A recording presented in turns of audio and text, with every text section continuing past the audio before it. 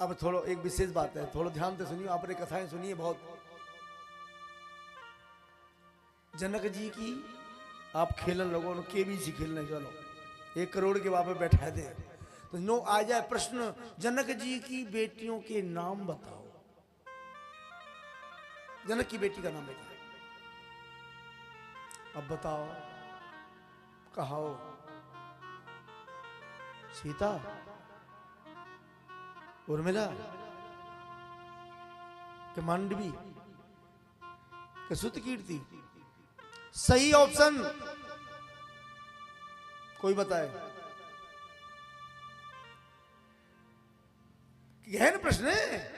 हम आप hot seat पर बैठे हैं, 1 करोड़ जीतने वाले, ऐसे विशेष बात है, कथा सुनिए तो सत्य बताना है कौन। अगर सीता कहेंगे तो गलत है। सीता तो जगत जननी है, जगत मां है, पृथ्वी की पुत्री। फिर है कौन? जनक जी की बेटी है जिनका नाम है उर्मिला। उर्मिला, जिसका हृदय मिला हो, वो जनक की तरह बेटी, बिल्कुल त्यागनी, असली जनक की बेटी हो। और जो दो हैं, मांडवी और सुतकीर्ति, छोटे भैया ने किए।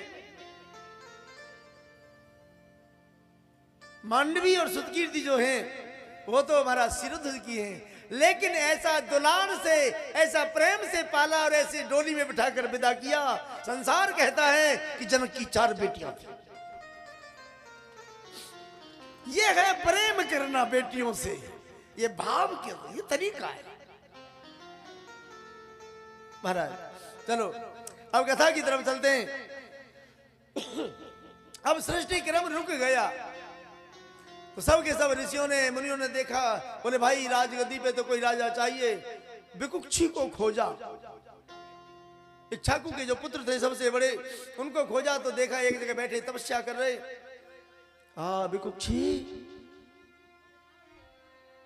प्रणाम।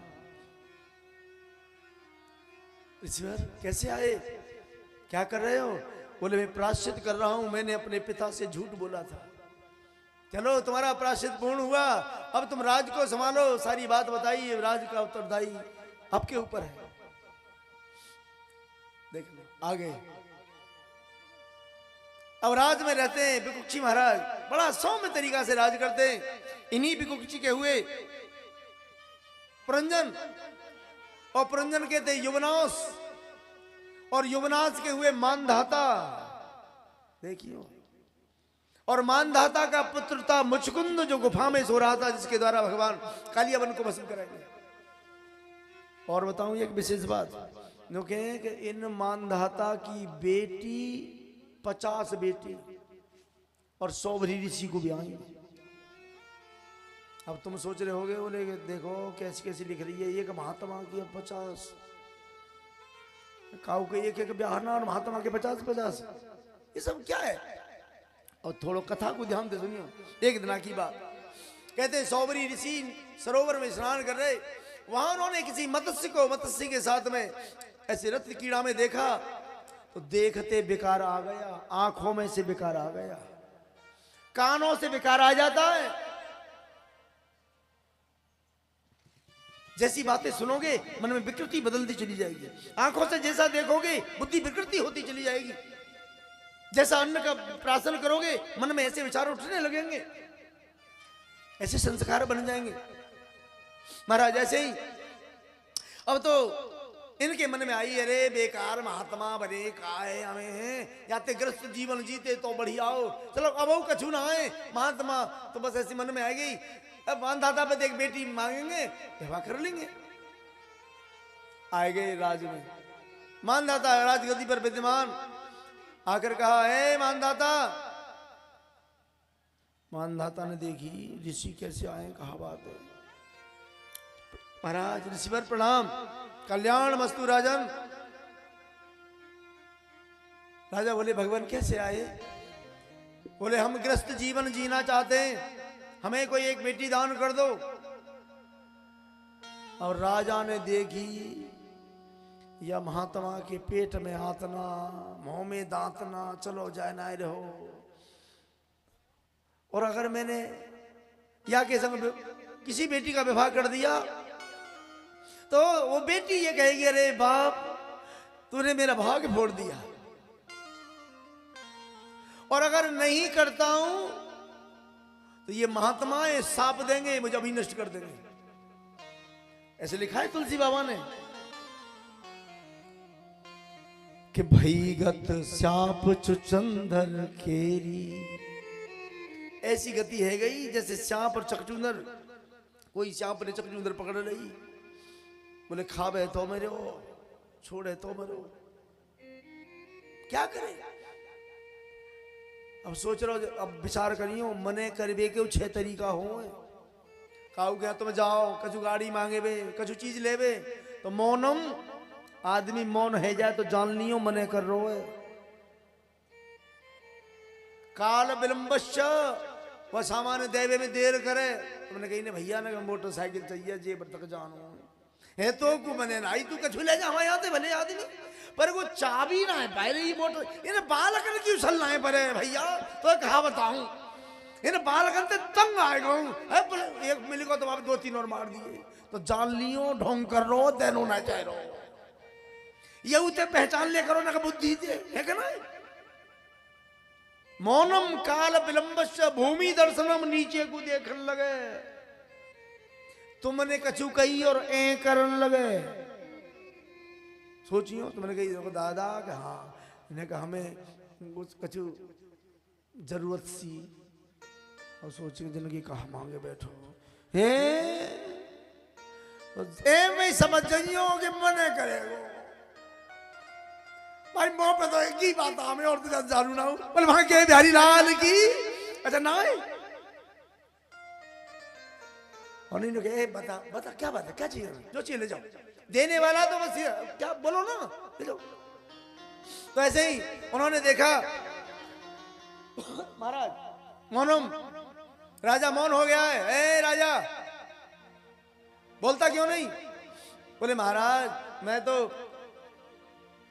बस ये सोच रहा था, मेरी तो 50 बेटी हैं, अब कौन सी बेटी तुम्हें दान कर दूं। महाराज एक काम करो, ए राजमंत्री जी एक काम करो, ऋषि को महल में ले जाओ, मेरी पुत्रियों से कहना पिता महाराज का आदेश है, जो भी इन्हें वर्ण करना चाहती है वो वर्ण कर सकती है। हाँ बोले वृंदावन बिहारी लाल की। थोड़ा सा ध्यान से सुनना कथा की तरफ। हाँ थोड़े से और शब्द और है महाराज। अब तो ऋषि ने क्या किया, अच्छा ऋषि समझ गए, बोले ये मुझे देना भी नहीं चाहता और मने भी नहीं कर रहा है। इसने कह दिया बोले मेरी पुत्रियों के महल में चले जाओ, जो तुम्हें वर्ण कर ले उसके साथ विवाह कर लेना। तो ऋषि ने क्या किया, इस कथा को सुनना। क्या किया ऋषि ने, ऋषि ने सोचा बोले मैं बुढ़ा हूं इसलिए विवाह नहीं कर रहा है, तो तपस्या के बल से काया बदल ली।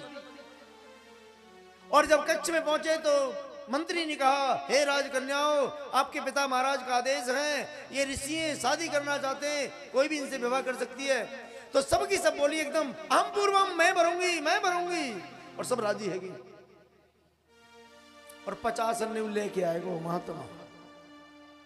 सोचियो ये तो कथा है या कोई सार का है। ऋषि ने तपस्या के बल से काया बदली, ये मन नहीं बदला गया। मन बदला जाएगा तो भगवान की कथा से, भगवान की कृपा से। बोले वृंदावन बिहारी लाल की। तो इसीलिए भगवान का कीर्तन करेंगे। और हमारे अखिल भारतीय ब्राह्मण सभा के अध्यक्ष महाराज देखो आपके बीच में पंडित मदन मोहन मालवीय और पंडित देवदत्त शर्मा जी जो दिल्ली से चलकर आए हैं, एक बार जोर से ताली बजाएंगे इनके लिए। बोली बांके बिहारी लाल की जय। हरि ओम। सहस्र शीर्षः पुरुषः सहस्राक्षः सहस्रपाद सभूमि गुं सर्वतः स्थित्वा तिष्ठत्। तालियों की सेवा करते हुए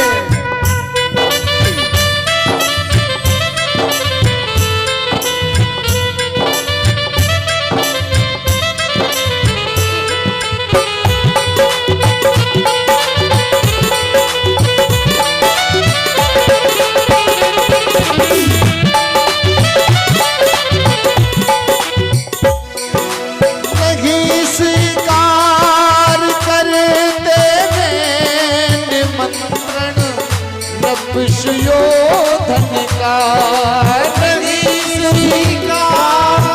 करते हैं निमंत्रण सुयोधन का। विदुर के घर विदुर के घर पहुँची कर भोग छिलको काल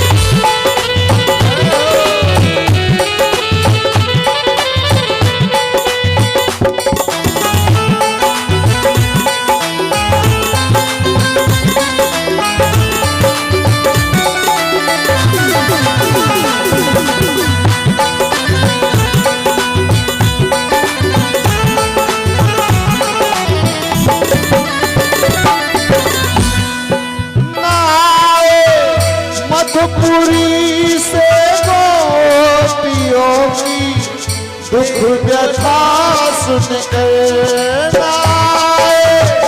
मधुपुरी से गोपियों की दुख व्यथा सुनकर कह रहे हैं भगवान तो ऐसे दयालु हैं।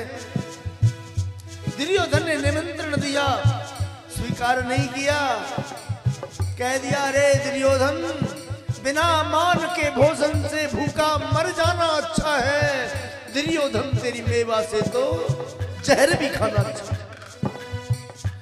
विदुर के यहाँ छिल के खा सकते हैं, उसके यहाँ मेवा को ठोकर मार दो। और इधर कह रहे गोपियों ने कतरन किया, रुदन किया, रुके नहीं। लेकिन द्रुपद जाकी द्रुपद जाकी द्रुपद जाकी दशा पर द्वारिका से दौड़े आते जाने कौन से उन पर दया रीझ जाते हैं।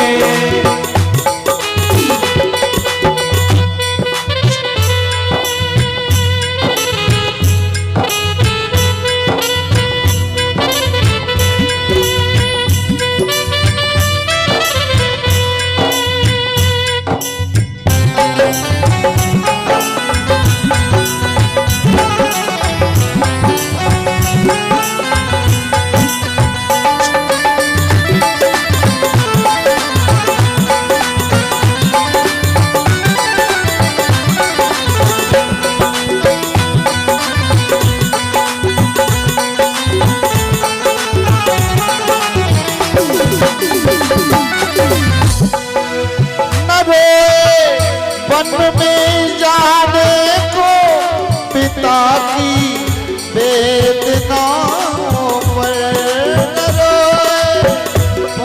जाने को पिता की वेदनाओं पर न रोए, न रोए। वन में जाने को पिता की वेदना। सुंदर शब्द है, ध्यान से सुनना। भगवान राम जब वन को गए तो रोए नहीं, और पिताश्री की मृत्यु हो गई तो ये खबर सुनी तो भी नहीं रोए। एक गीध को गोद में लेकर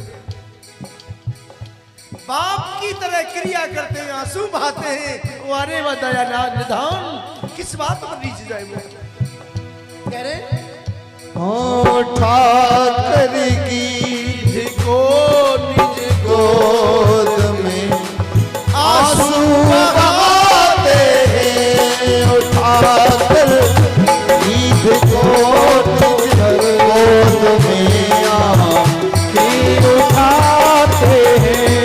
न जाने कौन, न जाने कौन, न जाने कौन से गुण पर रीछ जाते, न जाने कौन से गुण पर रीछ जाते हैं। गोविंद भगवान की जय महाराज। ऐसे भगवान तो परम उदार हैं, न जाने वो किस बात पर रीझ जाए। हमें रिझाना आता हो बस, और यही प्रार्थना करो ठाकुर जी मुझे ये तो नहीं पता तुम किस बात से राजी हो गए, पर तुम राजी हो जाना। ऐसे ही सुखदेव भगवान कह रहे राजा परीक्षित, नगर ने गलती की, बाद में कृकलास बन गया, फिर भगवान श्री कृष्ण के दर्शन से इसका उद्धार होता है। आगे इन्हीं के वंश में नभग हुए, श्राद्धदेव मनु के पुत्र थे नभग, और नभग के थे नाभाग, और नाभाग के थे अम्बरीश जो एकादशी व्रत करे। देखना एकादशी व्रत हम तुम सब बहुत करते हैं। क्या है एकादशी? क्योंकि 11 उसे व्रत रहने से बाधाएं दूर हो जाती हैं, मन की इच्छा पूर्ण होती है, वैकुंठ की प्राप्ति होती है। ऐसा कटुक सत्य है, पर एकादशी क्या है? ये व्रत रहना एकादशी है क्या? मानो हमने अन्न छोड़ दिया, ये एकादशी यही व्रत है? अन्न छोड़ देने को व्रत नहीं कहते साहब। वास्तविक व्रत क्या है ये समझना है। कहते हैं सार समझना थोड़ा, बाद में आपको कथा सुनाएंगे। कहते हैं कि 5 कर्मेंद्रियां और 5 ज्ञानेंद्रियां, इन कानों से कथा सुनो। कान इसीलिए दिए दूसरे की बुराई सुन भी गुनाह दे। उन्हीं तुलसी बाबा ने कहा है कि जिन हरि कथा सुनी नहीं काना, श्रवण रंध्र अहि भवन समाना।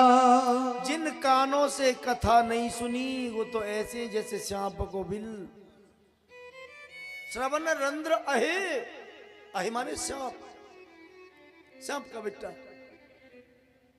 और जो नैनन संत दरस नहीं देखा, लोचन मोर पंख कर लेखा। जिन आंखों ने गोविंद का दीदार नहीं किया, सुबह उठकर जिसने भगवान का दर्शन नहीं किया, या तो अपने हाथों नहीं दर्शन कर लो। प्रातः काल देखे ना संत जब उठते हैं तो बस ऐसे हाथों को करेंगे और फिर करेंगे करागे बसते लक्ष्मी, थोड़ी बात बढ़ा दे बेटा, कर मध्य सरस्वती, कर मूलो स्थितो ब्रह्मा, प्रभाते कर दर्शनम। ऐसे दर्शन करो, अपनी आंखों से लगाओ, हाथ जोड़ दो, यानी भगवान से ये कहो हे प्रभु मेरे हाथों से गलत कर्म न हो जाए, किसी जीव में डंडा न मारूं मैं। क्यों मारे? कितने दिन रहना है यहां? किसके लिए पाप की गठरी बांधूं मैं? किसी से बेईमानी का मुझे नहीं चाहिए। हे साईं, हे गोविंद, इतना दे देना। इतनी देर में दुर्वासा बाबा आ गए। अब दुर्वासा ने देखी भाई प्रसादी तैयार, सबके सब देखते ही अम्बरीश भी आ गए। अम्बरीश ने चरण पकड़ के प्रणाम किया, महाराज ईश्वर प्रणाम। खुश रहो। क्या हो रहा है राजा? भगवान आप सही समय पे आए हो, भंडारो है रो। मैंने एकादशी उद्यापन के लिए मन में ऐसा भाव करो, आज बाकी पूर्णता है जाए। आप आगे मारो तो पूर्ण है गो। भगवान भोजन पाए लो, प्रसादी पाए लो। बोले हाँ राजन, हम प्रसादी तो पाएंगे, लेकिन रास्ते से चलकर आए, वस्त्रों पर धूल लगी है, रास्ते की धूल है, स्नान करेंगे तब पाएंगे। ठीक है, आप स्नान कराओ, सरोवर बता दिया। अब महात्मा तो स्नान करवे गए। ब्राह्मण बोले हम जब ही पाएंगे जब महात्मा आ जाएंगे। सोचियो, ब्राह्मण अकेलो ना खावे, और अकेला अगर ब्राह्मण खाता है तो वो ब्राह्मण के गुण ना है। ब्राह्मण तो बांट के खाता है या साथ खाता है। यूं भरने को तो दुनिया में पशु भी पेट भरते हैं, लेकिन जो बंदा बांट कर खाए उसे इंसान कहते हैं। किसी के काम जो आए उसे इंसान कहते हैं। पराया दर्द अपनाए उसे इंसान कहते हैं। वो इंसानियत है, तो बांट कर खाना। अब सोच रहे ब्राह्मण बोले वो हम तो जब ही पाएंगे जब महात्मा आ जाएंगे, पहले ऐसे नहाए पाँव में। ठीक है, अब महात्मा ने थोड़ी देर रह गई। अब सोचियो, वादना द्वासी थोड़ी देर ही, तेरस लगे बारी।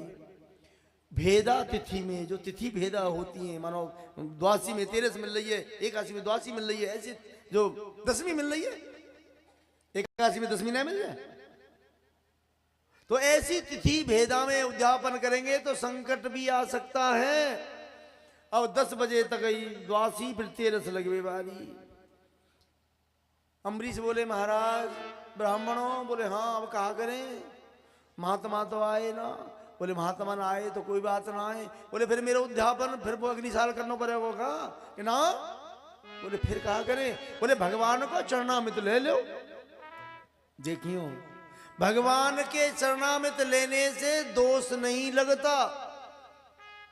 अब तुम विचार करियो, कोई बढ़ती रहे हो, मानो हमारी बहना बढ़ती रहती ज्यादातर, कोई पंचमी बढ़ती रह रही है आजकल, कोई गणेश चौथ बढ़ती रह करें, है ना, कोई प्रदोष व्रत रह रही है, बहुत व्रत शुरू कर दिए। कोई सलनापरी होगा, कोई शुक्र बढ़ती रह रही है, संतोषी माँ को बढ़ता है, कोई गाय को बढ़ता है, बृहस्पति बढ़ती है।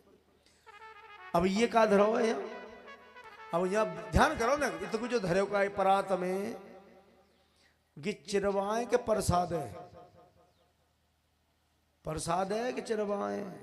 प्रसाद है ना, तो इसलिए प्रसाद में दोष नहीं होता। अगर हमारी दृष्टि में ये चिरवाएं, अगर हमारी दृष्टि में ये अन्न है, तो फिर हमें अन्न दिख रहा है, प्रसाद नहीं दिख रहा।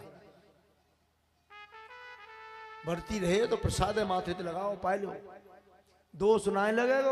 और अगर तुम्हें दोष लगता है तो वो दोष तुम्हें न लग के मुझे लगे, जो मैं कह रहा हूं। ऐसे तो कोई बताने वाला भी तो दोषी होगा जो तुम्हें ऐसा मार्ग बता रहा है। प्रसाद में दोष नहीं होता। महाराज इसके बाद ब्राह्मणों ने कहा आप भगवान का चरणामृत ले लो, और राजा बस ब्राह्मणों के कहने से चरणामृत ले ही रहा था कि सामने से दुर्वासा आया और देख के बोले अच्छा, अरे राजा हम तो धर्मात्मा समझे करे, लेकिन तू अहो अस्य नृशंसस्य श्रेयो मंत्रस्य पश्यत धर्म व्यक्तिक्रमं विष्णोर भक्तस्य समानिनः। अरे राजा तू तो धूर्त है। अहो अस्य नृशंसस्य, हमें पहले निमंत्रण दिया और श्रेयो मंत्र से पश्चित पहले पाता है। क्रोध आ गया दुर्वासा को, ऐसे जटा उखाड़ी धरती में मारी। एक राक्षसी प्रकट हो गई जिसका नाम था कृत्या, और कहा हे कृत्या इस राजा को खा जा,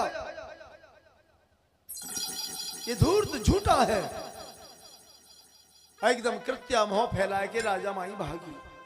अब राजा ने देखी तो मोह खा जाएगी, क्या करूं, बस जिनका व्रत कर रहा था, देखियो जिसकी पूजा कर रहा था, उन्हीं के समक्ष खड़ा हो गया हाथ जोड़ के, हे नारायण, हे त्रिलोकीनाथ, रक्षा करो। इतनी देर में सुदर्शन आया और कृत्या के 2 टुकड़े कर दिए, राक्षसी को मार दिया। उसके बाद सुदर्शन चक्र पहुंचा दुर्वासा मावा माई। अब दुर्वासा बाबा ने सोची, बोले कहूँ ऐसा होए कि तो मोई मार दे, मेरी माँ आए रहो है। तो जैसी झोरे आया दुर्वासा समझ गए मेरे ही बिल्कुल लिया आए, भग लिए।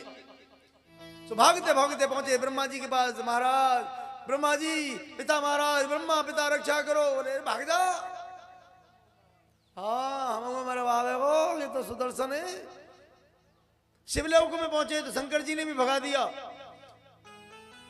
जैसी हालत दुर्वासा की है रही ना है, ऐसी हालत एक बार इंद्र पुत्र जयंता की भई। माने जब सीता मैया के चरण में चोंच मारी ना आई, तो काहू न बैठन और काहू न ओगी, काहू न बैठन कहा न ओही, राखी को सके राम कर द्रोही, राखी को सकहि राम कर द्रोही, श्री राम जय राम जय जय राम, श्री राम जय राम जय जय राम। और सुंदर कहा है, काऊ ना बैठन, काऊ ने यूं न कही आओ आओ बैठो, चो काऊ न बैठन काऊ न ओही, काऊ ने सत्कार नहीं किया। चोग राखी को सके राम कर द्रोही। जो भगवान का द्रोही हो, भगवान के भक्त का द्रोही हो, उसे कोई सम्मान नहीं करता। ऐसी दुर्वासा पहुंचे जाए कि बैकुंठ में, हे नारायण रक्षा करो, आपका सुदर्शन मेरे पीछे पड़ा है, मेरी रक्षा करो। भगवान ने देखी सुदर्शन माई, तंग कर रहा हूं बाबा, रुक जा। रुक गए। क्या बात है बाबा? बाबा बोले प्रभु क्या बताऊं, वो तुम्हारो भक्त कही है, झूठो भक्त तुम्हारो। मेरा भक्त? मेरा भक्त झूठा? बाबा दुर्वासा बाबा, मेरा भक्त कभी झूठा नहीं होता। जो मेरा भक्त है ना, वो झूठा नहीं हो सकता। तो झूठा भक्ति कर ही नहीं सके। सच्चा भक्त होगा भगवान का। बोले बात क्या है, बात बता।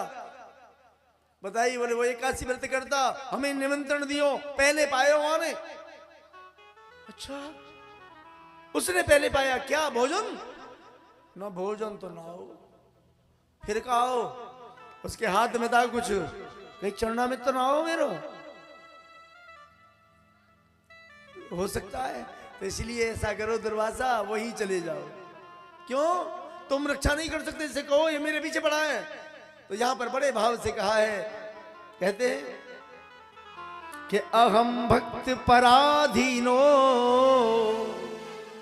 दुर्वासा बाबा, अहम भक्त पराधीनो, मैं तो भक्तन के अधीन हूं। अच्छा तुम पराधीन हो? और तुलसी बाबा क्या कह रहे हैं? पराधीन सपने सुख नाई। जो पराधीन है उसे सुख नहीं है, सपना में हुई। कर विचार देखो मन माही।